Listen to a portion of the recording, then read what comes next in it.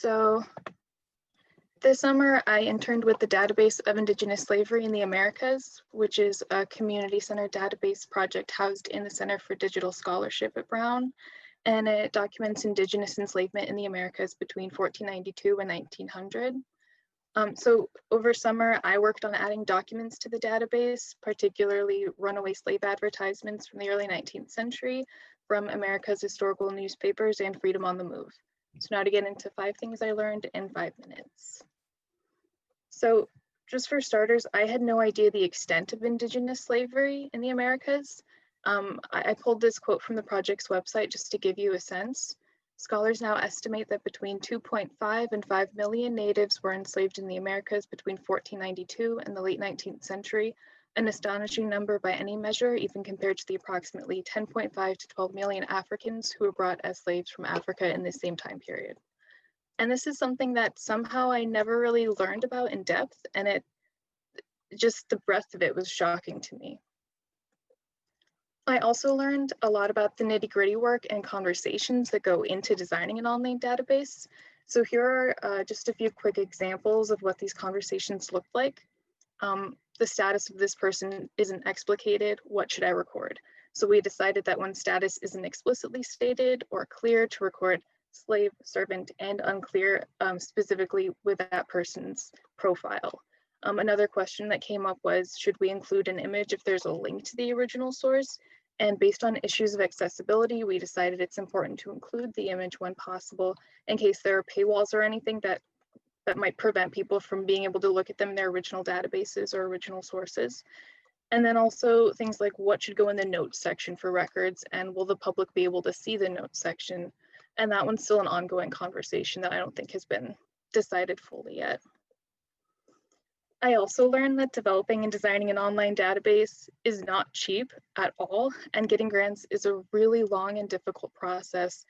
And there was just so much stress around this, and it also like adds so much time. Like, this project has been around for many years, and just trying to get the grants that it needs to keep moving forward is definitely a difficult part of the process. And no matter how well designed an entry form is, issues may arise when you're actually entering data and searching what's already been entered. So throughout the summer, as I entered more and more documents into DISA and I tried to search through what was already entered, I kept coming across more and more small things that could be improved. So for instance, I noticed when trying to search for a full name, you can only search for a first or a last name, but not both names together. So I reported back on this. The scariest thing that happened this summer was when I was entering a document, and I was on the section of the entry form where you enter a description of the people in the document, and I included an apostrophe, and then the entire database went berserk and it deleted information from every single document, and I thought I broke everything. And then after a few days, the programming team was able to pinpoint the issue, which was just a display issue. I didn't actually delete anything, and it was really only because of that one apostrophe I entered in a box that didn't want an apostrophe. So someone had to make this mistake sooner or later to figure it out, and I got to be the guinea pig that figured that big mistake out. And last but not least, and probably really obvious and probably true for all of us, but I did not realize how much I would need that in-person interaction and how important it is to me in a working environment to be working with people, because really just being behind a screen is not the same experience.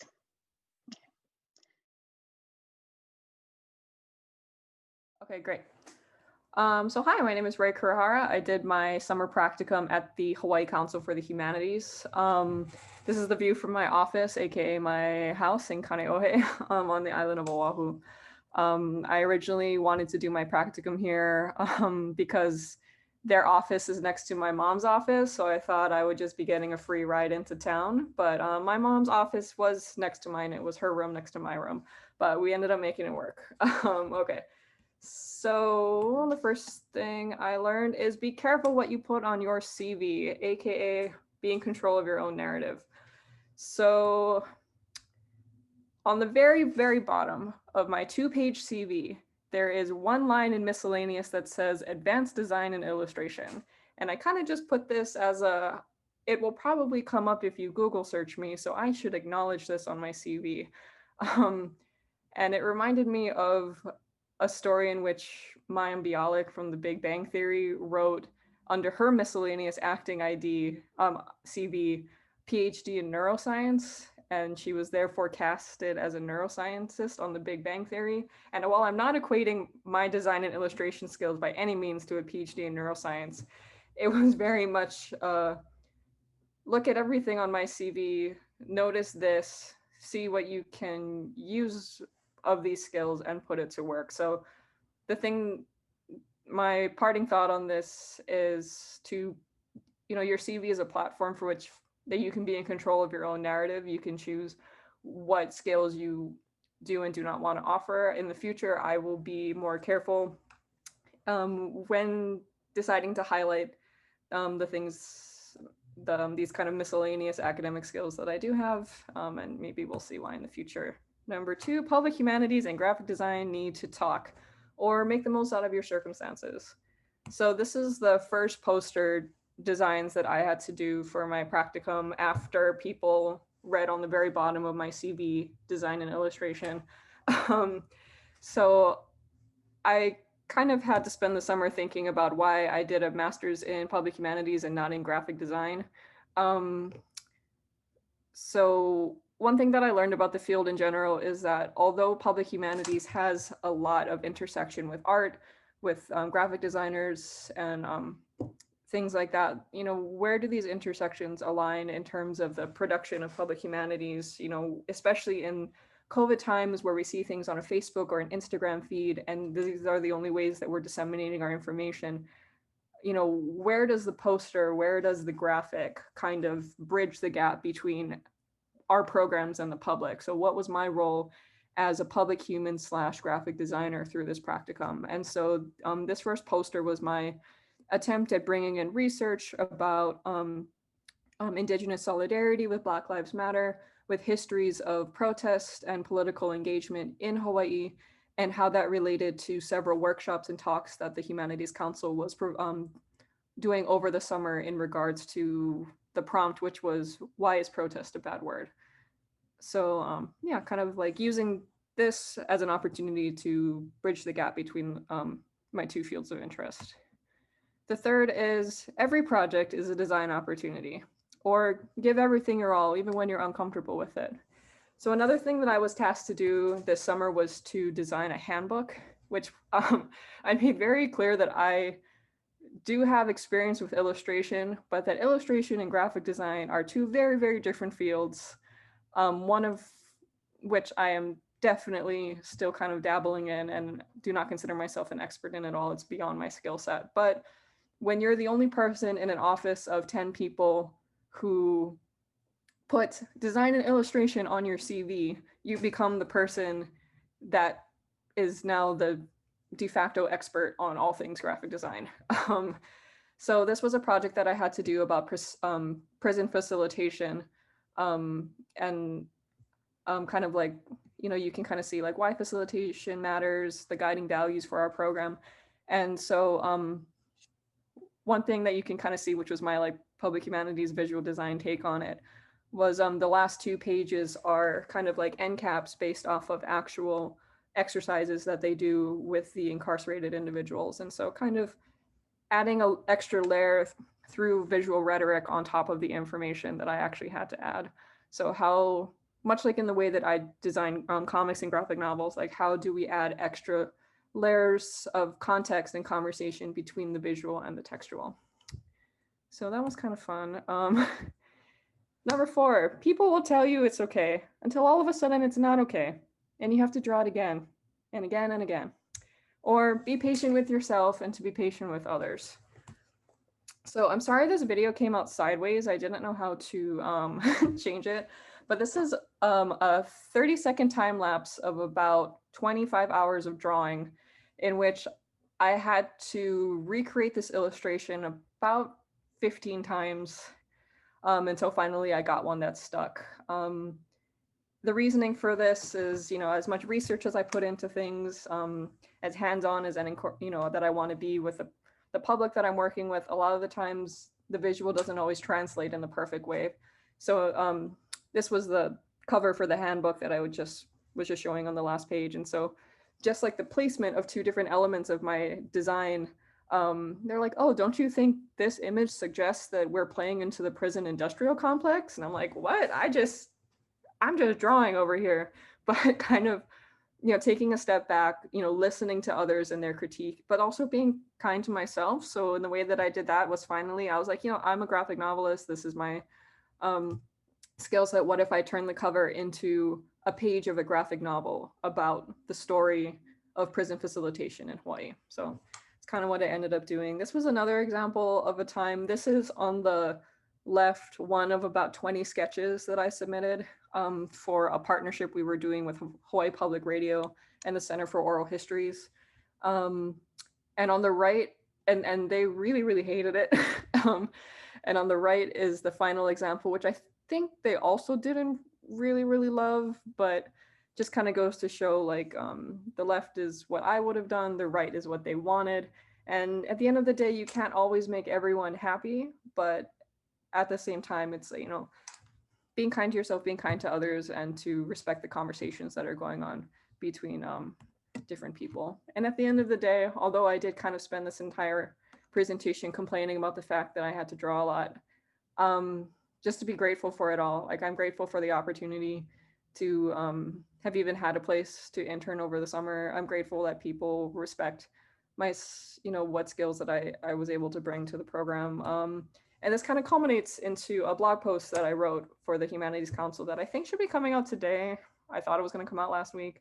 But yeah, and so in the blog post, I kind of talk about my journey as a graphic novelist, as a public human, and as an intern for the council. And in a way, without this practicum, I probably wouldn't have found a way to rationalize my contribution to public humanities. I kind of didn't realize, that what I do could have, my weird particular interests, like, could have actually had a contribution to the field in some way. And my practicum has inspired me to think a little bit more about how we're working with visual humanities, visual rhetoric, and things like that.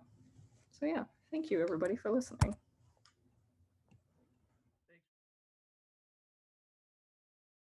Full screen. Okay, so my name is Bryant Brown. I am a second year student in the public humanities as well as in the American Studies PhD program.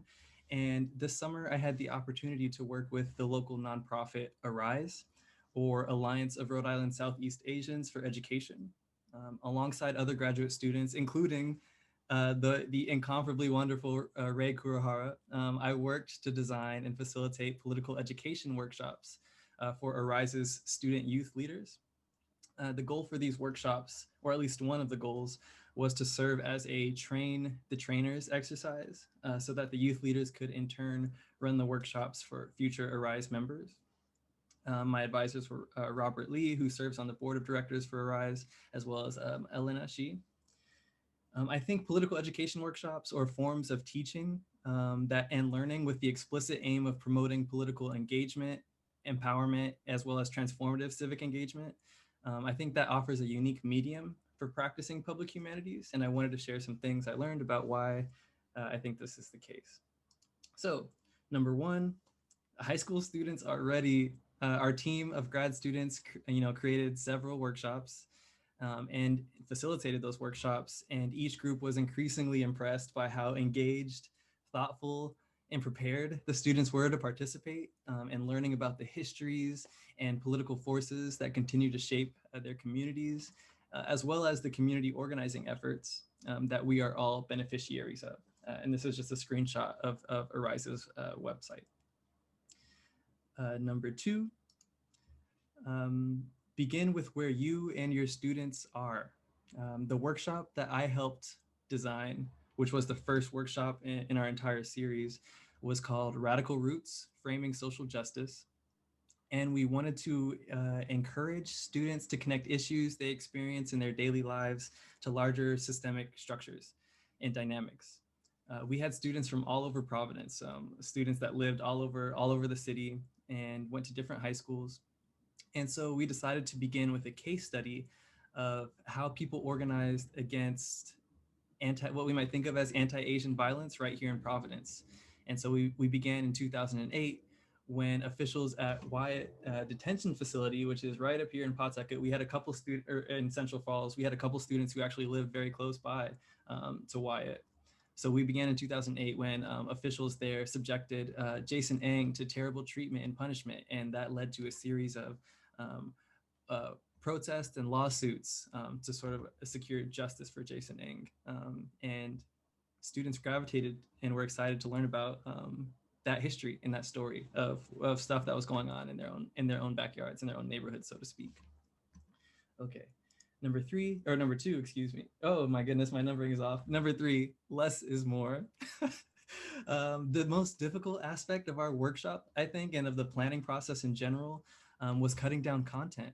We were constantly running up against time constraints, and we generally concluded that the more space that students had to reflect and respond upon what we were offering them, the better. And so here are just a couple slides from our PowerPoint presentation. And our discussion goals were very brief, and we tried to create as much space for the students to reflect as possible. And I think that worked to our benefit. Okay, number 4, half of the battle is just finding the right grant. We considered a number of different grants to continue the work that we started, to continue the work into the school year. And we found that many just weren't ideal fits for what we were trying to do, or that came with too many strings attached, for lack of a better term. But one that we landed on as being a potentially good fit were the ASA or the American Studies Association Community Partnership Grants, which we're still considering. And lastly, relationships are key. Not only between the grad students who collaborated on this, but also with the students we worked with, the high school students, the youth that we worked with as well. And just a quick anecdote to conclude, one student, after we ran our facilitation workshop, one student immediately emailed me after our workshop and said, so what happened to the family of Jason Eng? Like, did he get justice? Like, do we need to run a campaign right now? Because I'm ready, I can call up my friends and we can just do this, make this happen right now. And I told her, okay, well, there was a lawsuit, there was a settlement. But do you think that's justice?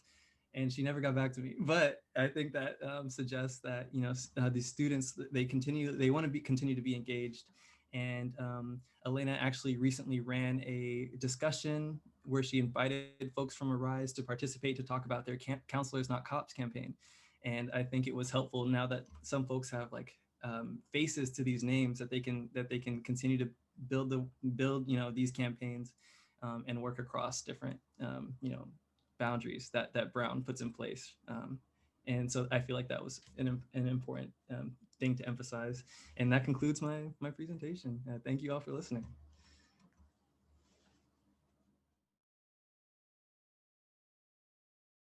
Good. So, hi everyone. My name is Cheryl Francisco, and I am a second year in the Public Humanities MA program. And this summer, I decided to go home in New York City, and I worked at the Clemente Soto Vélez Cultural and Educational Center. So very quickly, the Clemente is a Puerto Rican Latinx cultural center in the Lower East Side of Manhattan, and its mission is focused on the cultivation, preservation, and presentation of Puerto Rican and Latinx culture, and is also determined to operate in a multicultural and inclusive manner as they house and promote artists and performance events that fully reflect the cultural diversity of the Lower East Side and the city as a whole. So at the Clemente, I was very lucky to be supervised by the center's new executive director, Libertad Guerra, as well as the center's development director, Andrea Gordillo. So now moving on to the 5 things I learned through this experience. Okay, so first off, oh, whoops. All right, so first off, forming relationships is key. So here I have an image of Libertad, who was actually a guest speaker for one of our lunch talks last year. So I met her back in February during this lunch talk, and Libertad's presentation on activist estates in New York City, as well as her background on Puerto Rican, Latinx, and New York City social artistic movements, were reasons why I volunteered to introduce her as a speaker. So with that, Marissa was kind enough to invite me for a private lunch with Libertad, and from there we continued to be in touch, which eventually results in me scoring a summer practicum with her at the Clemente. And I say all of this because we're always told to network and how networking can lead to an opportunity. And to be honest, I've always dreaded networking, all because it just sounded to be so draining and tedious, and it just can really get awkward.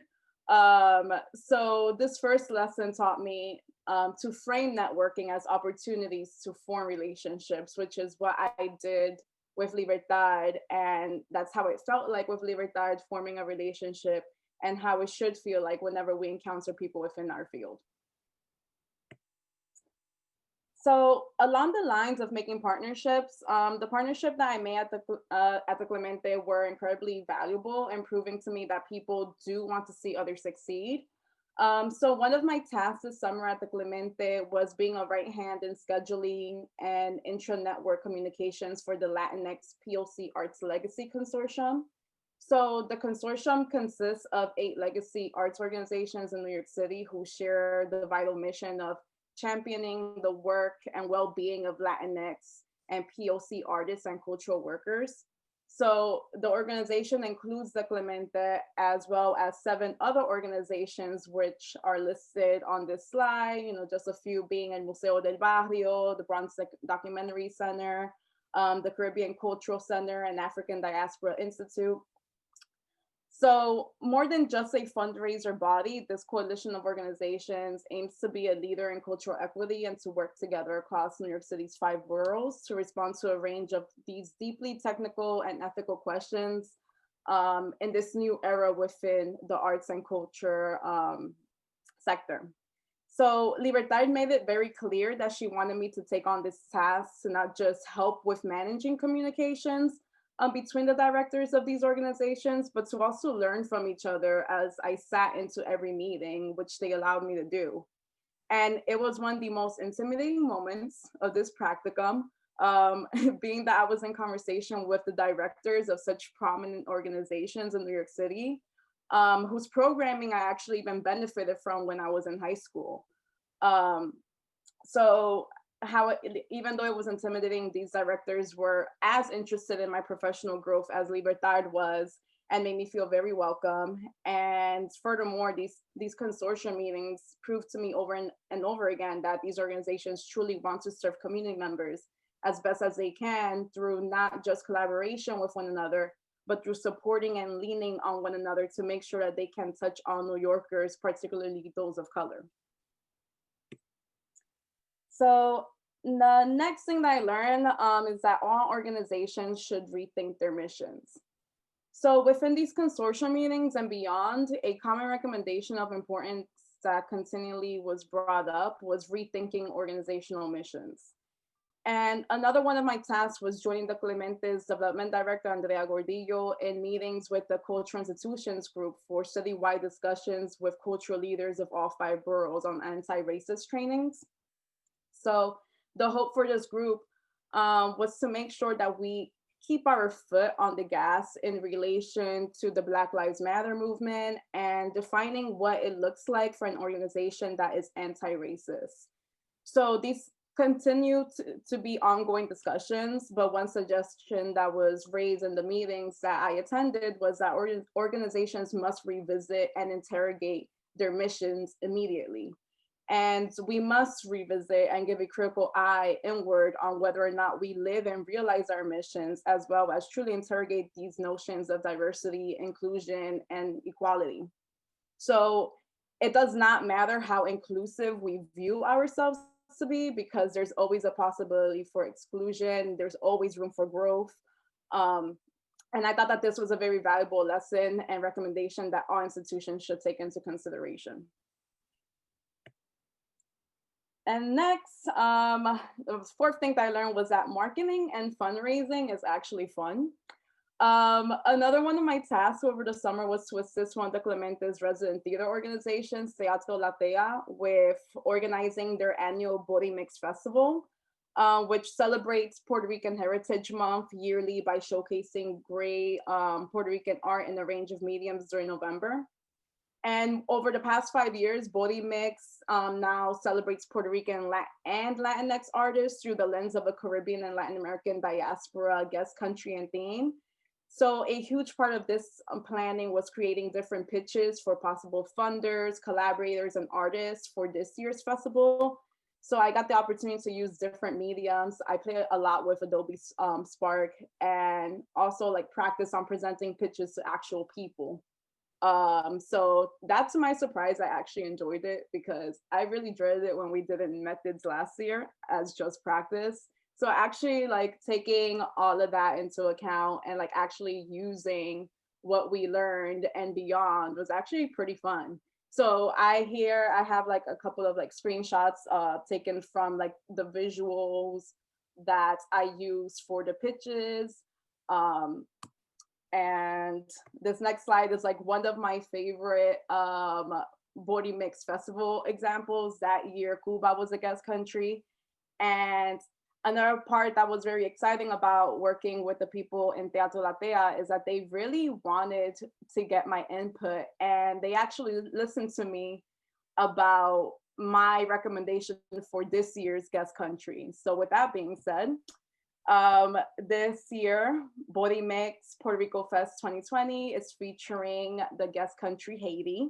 So this is in celebration of our African descendants and in solidarity with the Black Lives Matter movement. We are thrilled to host the first Black Republic for this year's Body Mix Puerto Rico Fest.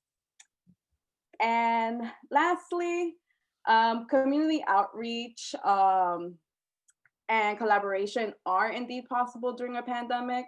So these pictures were taken on my final day of the practicum.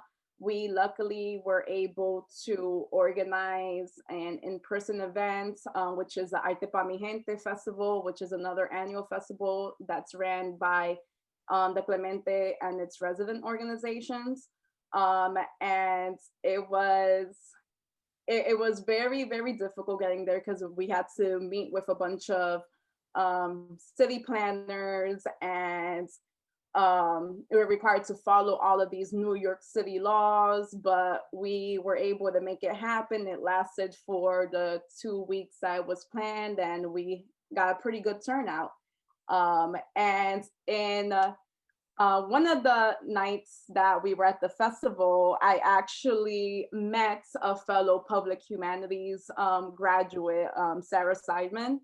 And it was like the cherry on top to like the end of a very awesome practicum. And yeah, that's it.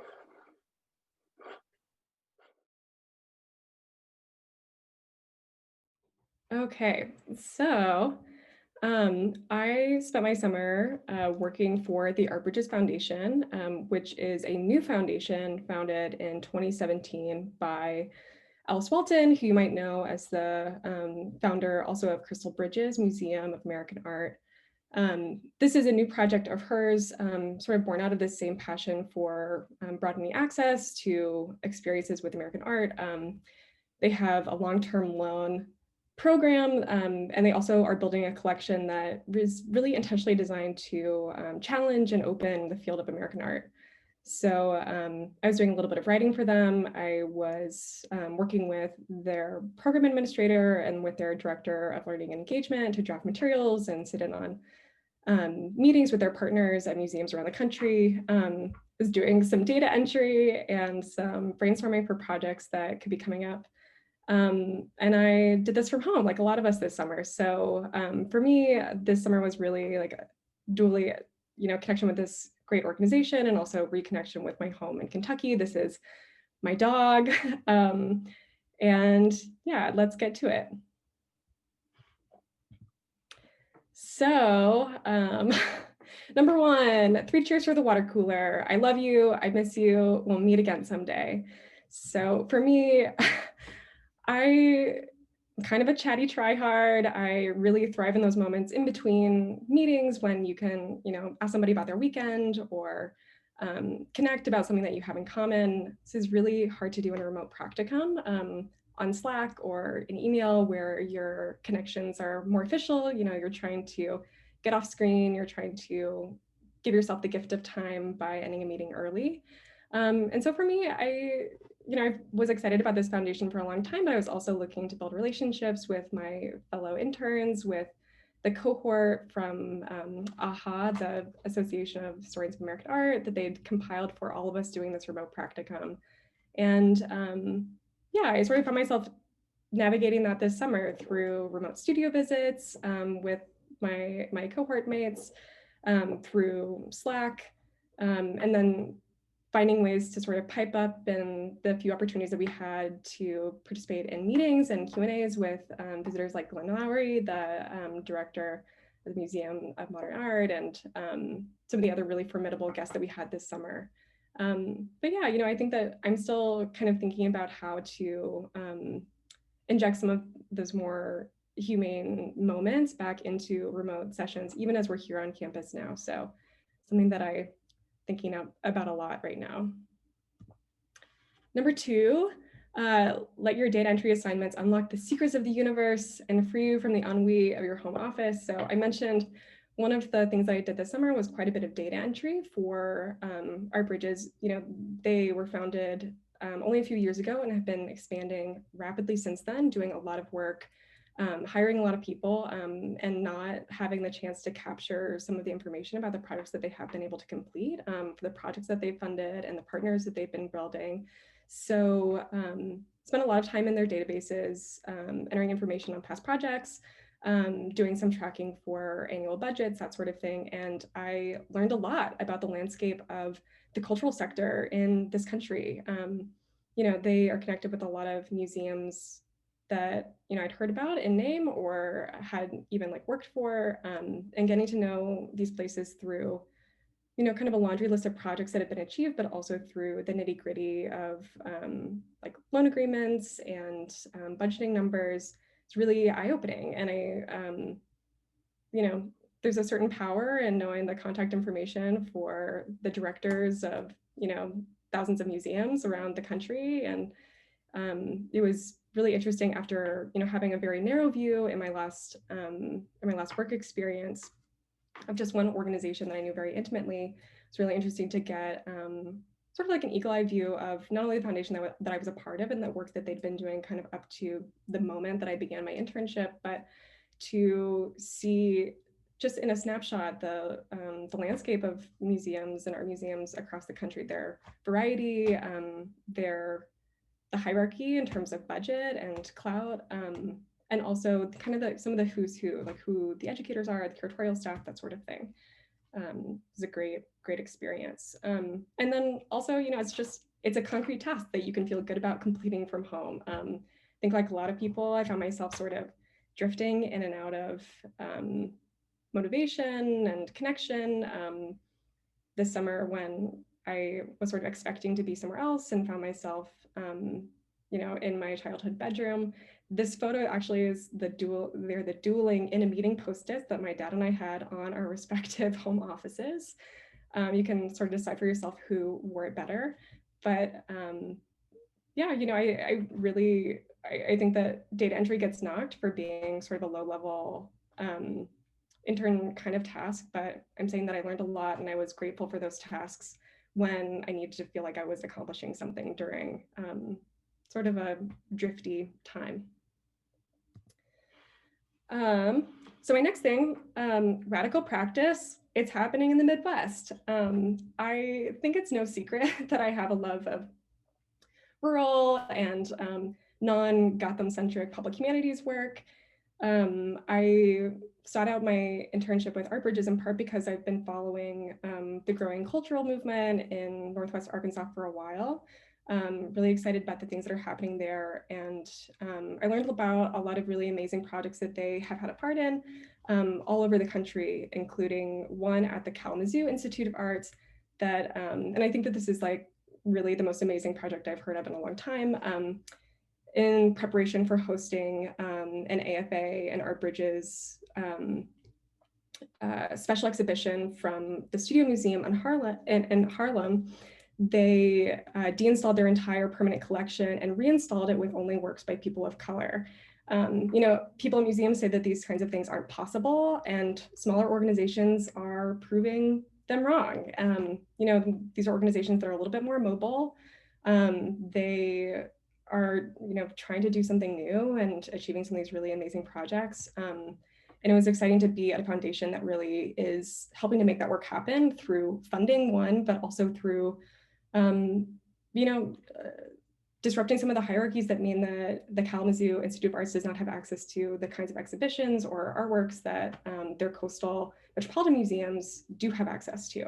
So felt really excited about that. And then the photo here is from a small sculpture park in central Kentucky, which is where I was spending my time, where I grew up. And it's a little bit rough and ready. You can see, the fabrication here is pretty simple, but I love this line, okay to touch with respect.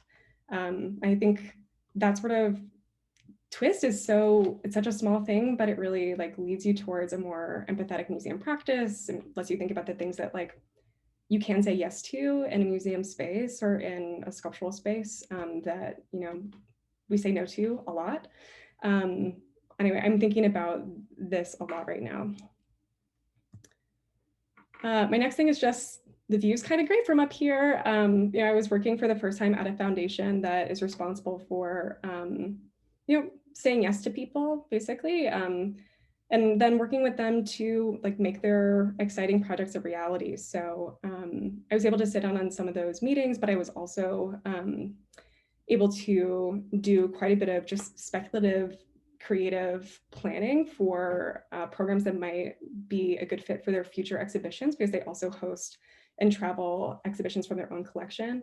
And after doing boots on the ground work for 4 years in an education department, it was kind of exciting to, just dream up the most exciting and ambitious projects that I could without necessarily having to figure out how to make them happen. The goal with that project for us was to help spark some more ambitious projects from the museums that they're working with, because the program and learning grants from Art Bridges can be quite generous, and they just trying to help people think a little bit bigger and consider, what might be possible with an increased gift. And then that's the Kentucky River right there. And this was a tough summer for museums and cultural institutions. I think like a lot of people, I had friends that were laid off this summer. In Western Massachusetts, where I was coming from, MassMoCA laid off 80% of its staff, something that I was thinking a lot about really intimately this summer as I was working on an Art Bridges initiative that was providing aid to museums that were affected by the pandemic, helping to fund the transition to remote learning, helping them get the technology that they needed to make those programs happen, or even just to fund PPE for their staff. And I found myself feeling, I don't know, I think like a lot of people just like feeling kind of down, in part because of the things that were frustrating to me about my past institution before coming to graduate school, but also seeing this field that I love so much contracting so drastically in just a few short months. And it was amazing to be part of an organization that is doing work that I find inspiring, that is working towards a field that is more stable and is more ambitious when it comes to addressing things like racial equity and representation within collections, that are tearing down some of the things that are so toxic in this field, like the hierarchies of institutions and the like closed circle negotiations that make like loan and collecting practices especially unequal across the country. And I sort of walked out of the summer feeling like this was still a field that I was excited to be in, which is something that I think was in some doubt for me earlier this year. So I will drop a link in the chat just so that you guys can take a look. I think that this is an exciting foundation to watch and see how their mission continues to expand over the next couple of years. And yeah, I had a good time. So thanks.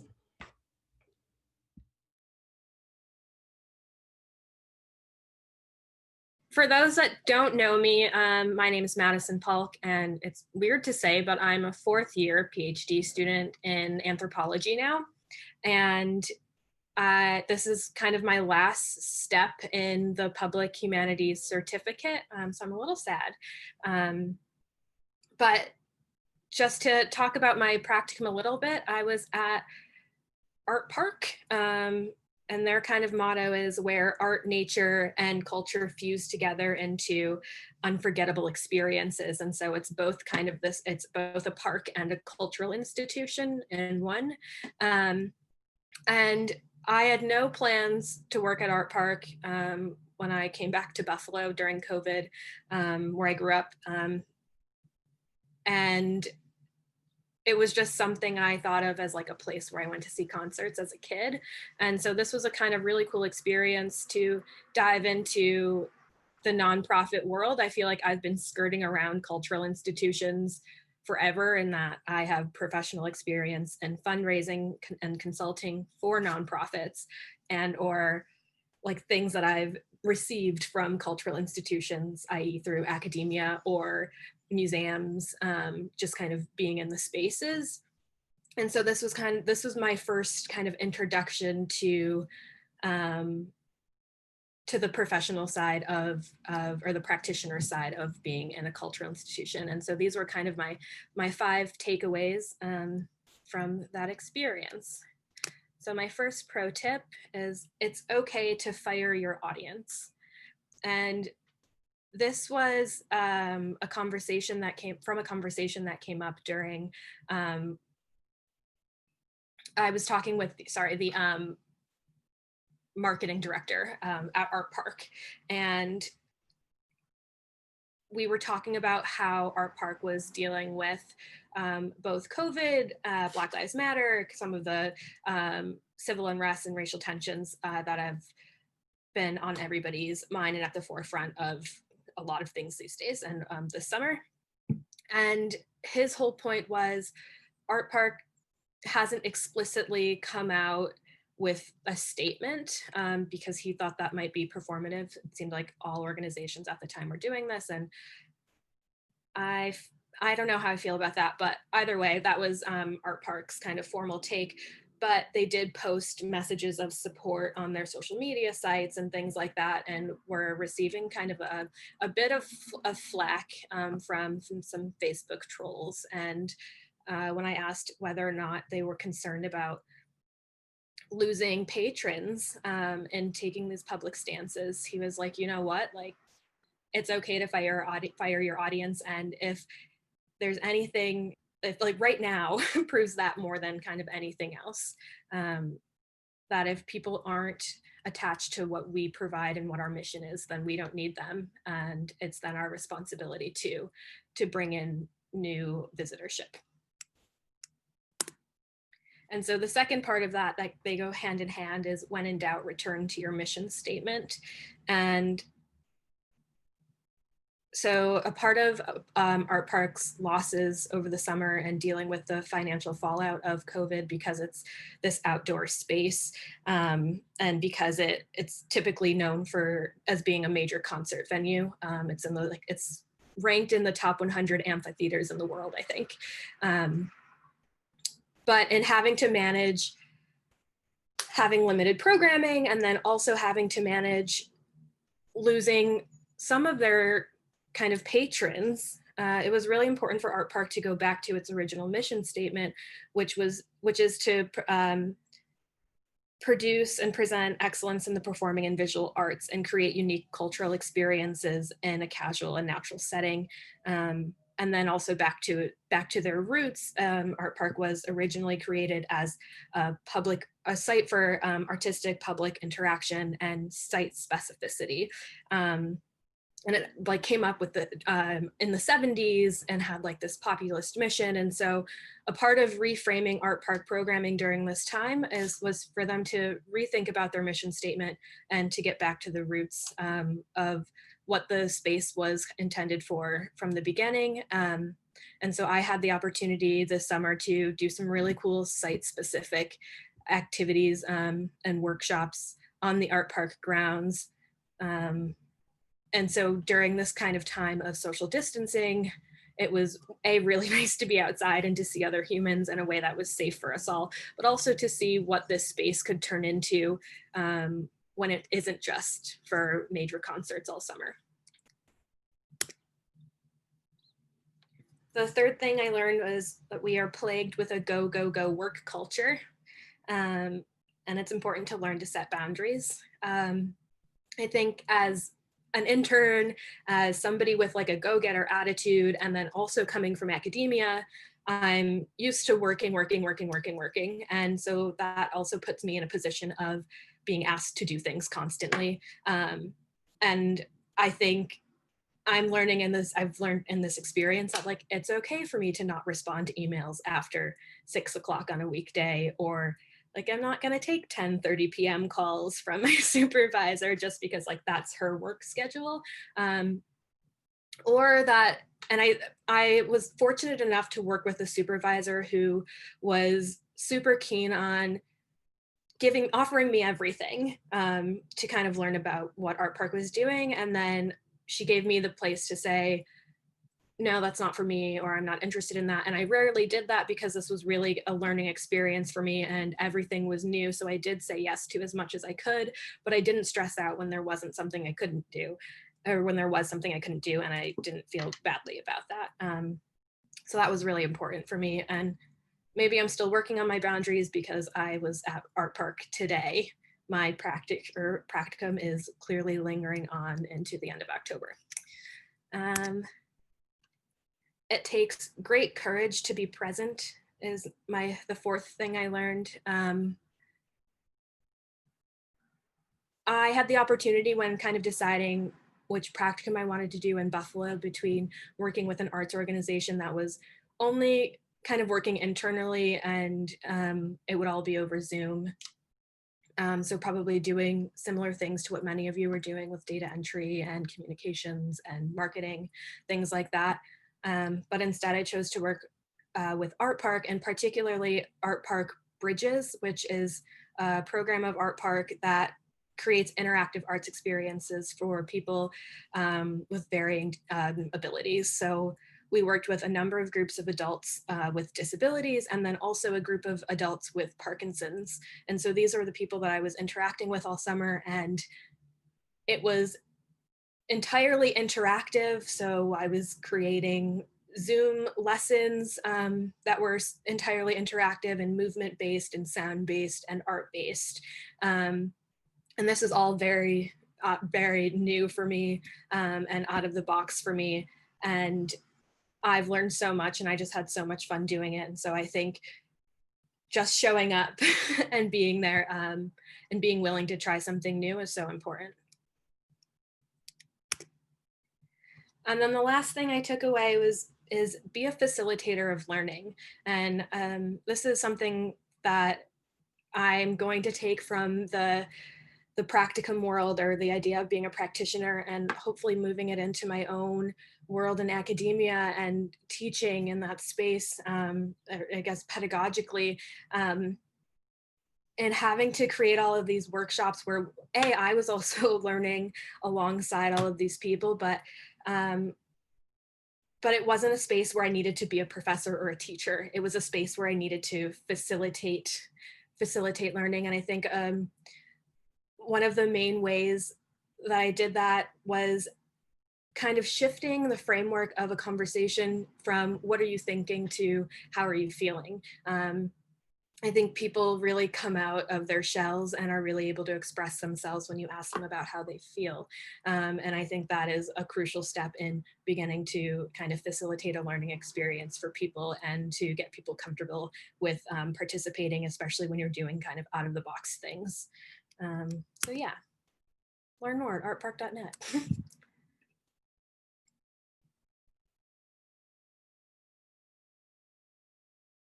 It's Braylon. I hope everyone's doing well. Here is my summer practicum presentation. So this summer I spent my summer and my practicum at Sealaska Heritage Institute, where I was able to work for 12 weeks. And so this wouldn't have been possible under a normal summer, and I'm so grateful to have this extended time up at Sealaska Heritage. Sealaska Heritage is a nonprofit that's dedicated to serving the cultures of the Tlingit, Haida, and Tsimshian peoples of Alaska, and many more natives as well. And so in previous years, I've worked in their collections and their archives, and this year I was able to be a museum intern So I worked under their curator, Kayla Cogdill, which was very exciting. My first lesson is that intern work that is valued is also valuable. And this means to me that I was never assigned any mundane tasks such as cleaning or getting coffee. I was doing work that both contributed to the building of my own professional development, such as gaining skills, but also work to contribute to the success of Sealaska Heritage. So some examples of this on the left, I completed integrated pest management regularly, checking to see if there's any bug infestations of any kind or mice infestations, which thank goodness there was none while we were there. And other things such as on the right, getting to take care of and process monumental artwork, such as this bentwood box, which we're prepping to seal up for 30 days to see if there's any bugs or signs of mold or other damage. And so being trusted to handle these beautiful, valuable pieces of art was really incredible and also gave me motivation. My next lesson is object preservation and community outreach go hand in hand. So one of my tasks was always working with our collections on intaking. And so that process is, like you saw on the slide beforehand, of taking care of objects and making sure that they aren't infested with anything dangerous. The next piece is making a box for long-term storage that is acid-free and archival quality. And so this is one of my favorite tasks because I could just put on a podcast and make something. And while we were doing these, we got some notice from a local weaver who's known for chilkat weaving and who also does other forms of weaving and artwork as well. And so chilkat weaving is a precious art. It is being revitalized right now by teachers such as Lily. And what she is doing is making chilkat face masks. This one's called the chilkat protector mask, and making this exceptional mask and selling them to museums. And so she actually donated this yellow mask to Sealaska Heritage. And so I was able to make a box for her and show her how to make it and make it how we're going to store it, as well as teach her how to do it herself, give her some materials, and I created a handout to be given out to artists with a number of different objects of how to make, and so that they're able to not only preserve their materials and preserve their artwork for the future, ship them safely to museums, and also elevate the quality. And so I hope these types of connections will continue to grow, and it's also really encouraging to see artists like Lily being comfortable enough to reach out to us as a museum, because I know museums can kind of seem distant and unapproachable. So this was really fun and I enjoyed doing it. Another lesson that I received mostly from COVID actually is culture is environment. And so one thing that I was able to do with a more flexible work hours is able to commune with nature a lot more. And so this meant going out and harvesting crab with my aunt and uncle, also fishing with my cousins, as you can see getting some fish eggs on the left and a king salmon on the right, is connecting with the environment and connecting with subsistence allowed me to see that protecting the land is protecting our food, and protecting the food is protecting people, and if people are protected, then they're able to have more time to experience their culture and to preserve it. And so this is one of the few upsides of having a practicum in a pandemic, is that it gave me more time and space to be able to have these outside experiences where I could work all day in my fishing clothes, or shift a meeting later or work later and fish in the morning. And so that's something that I'm really grateful for, and really grateful to all the family who helped teach me some different subsistence ways of life. So something that I also learned is avoid being overwhelmed by working in your comfort zone and outside of it. So like I said, one day a week I got to do what was comfortable to me and work in the archives and work in processing things and box making and storage, and those are all things that I'm comfortable with, and those are things that I'm able to do well. On the other 4 days, I was able to grow my base and learn about some curatorial work. So in the left, you can see an ongoing exhibition called War and Peace that deals with specifically how Tlingit have historically handled war with not only each other, but also with the United States and other imperial forces such as Russia. So one thing that we were able to learn about this summer was how to translate an exhibit to an online exhibit. But we were able to schedule for high quality images to take images of each object. And also I was able to reach out to artists of the different prints that we have on display and request high resolution images. We were able to meet with many other museums and learn about their process of creating online exhibits. And this was all new territory for me, and all of this research added to my skill set.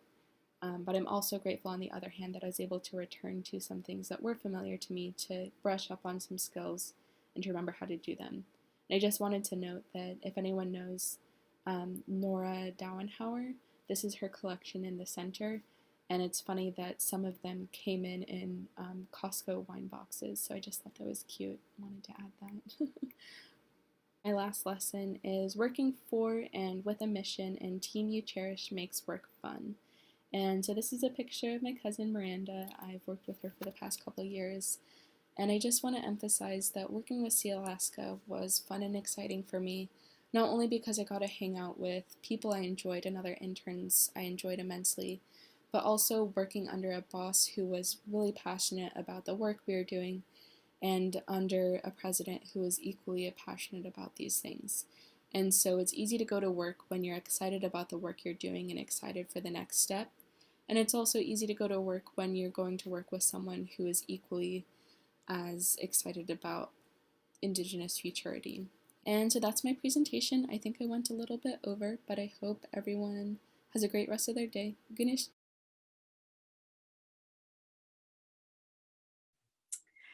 This is what Andy learned this summer. I did so much this summer. It was a really exciting summer for me. One of the things that I'm not talking about, but if you are interested in talking with me about, is I did start my own youth organization called Young People Create. And I did media literacy for middle-aged kids or young people, and got a big grant from Design Rhode Island. So I plan on continuing that effort, and it's a really exciting side thing that I did this summer. Anyway, but for my practicum, and I'll keep this nice and sweet, short and sweet. For my practicum, okay, I have to adjust things here. Okay, so for my practicum, I worked with Partners for Youth Empowerment, which is based in Seattle. And they use what is called the creative empowerment model, which combines experimental learning, very hands-on learning, group facilitation, and art-based practice into a framework for designing and leading transformative programs for youth and adults. They have 15 partners all over the world, and these partners are typically trained by Partners for Youth Empowerment, and then they go back to their home countries and implement these themselves. It's not like Partners for Youth and Development is exporting these. This is very much an internal thing that's happening with these partners. So I was really excited to work with them because when I was a youth director in Seattle, all of my programs really started to shift once I started doing this creative empowerment model. They were youth, like Bryant and Madison were talking about, it's a way to engage youth, to take brave, creative risks. And it's also changing the way that adults engage with youth. So anyway, I was really blown away by this model. I've done a lot of facilitation training from them and was so excited. So one thing that I learned from them is reciprocity. Like everyone else, I had so many other things planned with COVID and had to keep shifting and changing what I was doing based on COVID. And one of the things that I was going to do is we were trying to leverage the learning from the arrays of partners into this like blog, multimedia, public humanities like forum project. But we realized really fast that asking these partners for this content without some kind of monetary exchange was really hard. And the, you know, the like, oh, well, we're giving you all this attention, like that is very exploitative. So, and a lot of this that we were doing was to leverage it for like diverse learning and to increase the learning for the empowerment model, because all of these countries are facing such different challenges when you know, thinking about equity and inclusion and social justice. But we really realized that actually what we had to do was do an internal, like look internally and think about our internal culture at Partners for Youth Empowerment, and like what our anti-racist practice was and how white supremacy was showing up in our systems there. And like Madison also said, it's like all of these Black Lives Matter were coming up like all these statements were coming up everywhere. And it was like for a little bit a debate about if this was a meaningful practice for organizations. And that was a conversation I had a very long time with the ED. And we decided to actually just hold off for a little bit because we didn't want to have an empty statement.